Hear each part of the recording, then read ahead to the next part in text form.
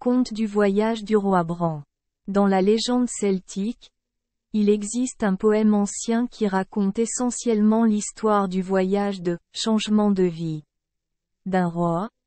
Fidèle au dicton « Soyez simplement heureux », ne soyez pas trop heureux, est quelque peu similaire à l'histoire.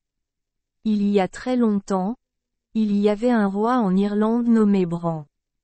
Il n'avait aucun désir de pouvoir et ne montrait aucun intérêt pour son trône.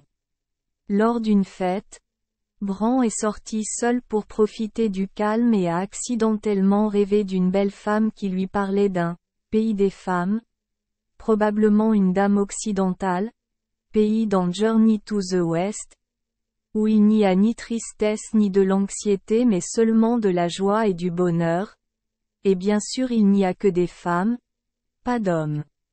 Bran s'est réveillé et a vu une branche argentée à côté de lui, faisant pousser des pommes dorées. Cette nuit-là, Bran a encore rêvé de cette femme. Elle prit la branche d'argent et invita Bran à venir la retrouver au pays des femmes, ou sur l'île des femmes. Il n'y avait plus rien à hésiter. Le lendemain Bran forma une flotte, invitant ses 3 frères à l'accompagner.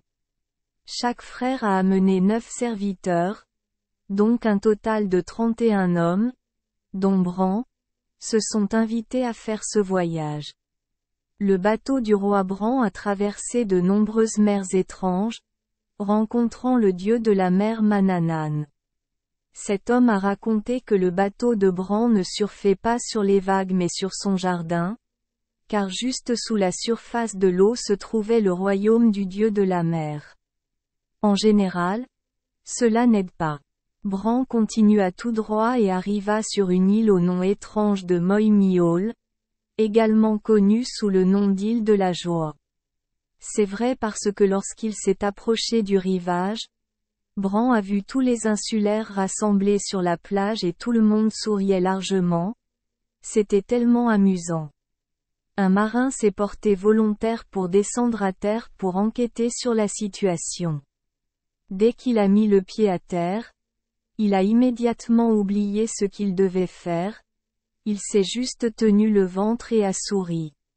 Soupçonnant que cette île cultivait à l'origine du cannabis, les frères Bran ont rapidement pris la mer, ignorant leur jeune camarade qui était toujours debout et riait sur l'île. Le bateau de Bran a finalement atteint l'île des femmes. La plage était pleine de belles filles saluant la main, mais apprenant de l'expérience de l'île précédente, Bran a gardé ses distances et personne n'a osé mettre les pieds sur l'île. La femme que Bran a rencontrée dans son rêve est soudainement apparue. Elle était la reine de cette île. Elle a jeté un fil dans la main de Bran. Le fil s'est immédiatement collé à sa main. Alors les sœurs de l'île ont simplement tenu le fil et ont tiré tout le bateau jusqu'au rivage. Heureusement, lorsqu'ils ont posé le pied sur l'île, personne n'a été blessé. L'équipage a été emmené dans une belle maison avec de la nourriture et du vin délicieux en abondance. Mangez et buvez à votre guise sans jamais avoir peur d'en manquer car les plats sont toujours remplis de nourriture. Lorsqu'ils eurent fini de manger, chaque homme fut conduit dans une chambre privée par une belle femme pour le servir. Bran, bien sûr, accepta l'accord avec la reine. Le roi Bran et son équipage restèrent donc sur l'île pendant plus d'1 an. C'était une époque merveilleuse, ils avaient l'impression de vivre au paradis. Avec du bon vin, de belles filles, vivant sans souci ni problème et chaque fille était prête à répondre à tous leurs besoins. Mais dans chaque événement heureux, un méchant apparaît. Un membre de l'équipage nommé Nechtan a soudainement eu le mal du pays. Il convainc Bran de retourner dans son pays natal. Toute la bande aurait dû intervenir et punir ce type pour son opinion stupide, mais Bran a finalement été convaincu par Nechtan. Le roi dit tristement au revoir à sa reine bien-aimée. La reine savait qu'elle ne pouvait pas la garder. alors elle a seulement conseillé de ne pas mettre les pieds sur le continent lorsqu'elle retournerait visiter sa ville natale. Le bateau a quitté l'île des femmes, disant au revoir aux jours de joie et de bonheur, oubliant le chemin retour, en passant par l'île de Vuit. Comme par le passé, d'ailleurs, ils ont récupéré le marin qui était coincé sur cette île, peut-être qu'il ne peut plus sourire. De retour sur les côtes de leur patrie bien-aimée, l'équipage a été surpris de voir qu'ils venaient de partir. 1 an mais le paysage a tellement changé, les forêts ont disparu, les gens ont l'air malades et pâles. Ils ont appelé les gens sur la plage. Un vieil homme a répondu. Après avoir appris qu'il faisait partie de l'équipage du roi Bran, le vieil homme fut extrêmement surpris. Il a dit que depuis qu'il était enfant, ses aînés lui racontaient l'histoire de la flotte du roi Bran partant à la recherche d'une terre étrange. Il pensait que ce n'était qu'une légende. Nechtan, dans un moment d'émotion, a accidentellement posé le pied sur le rivage et s'est immédiatement dissous en poussière.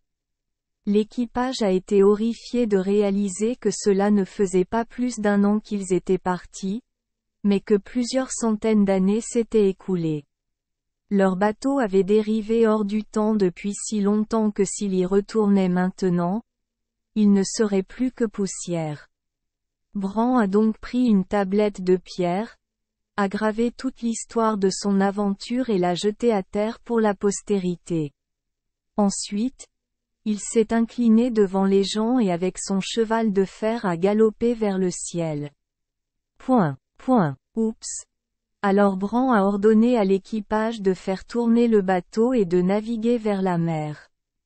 Jusqu'à présent, le voyage du roi Bran n'est pas terminé et personne n'a vu ni entendu où il est allé.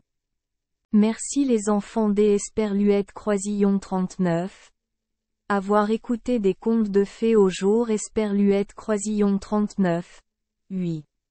Espérons que les histoires apporteront aux enfants des moments heureux et significatifs.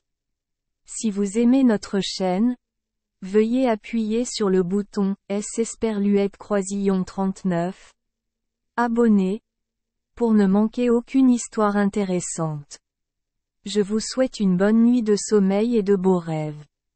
Rendez-vous dans la prochaine histoire.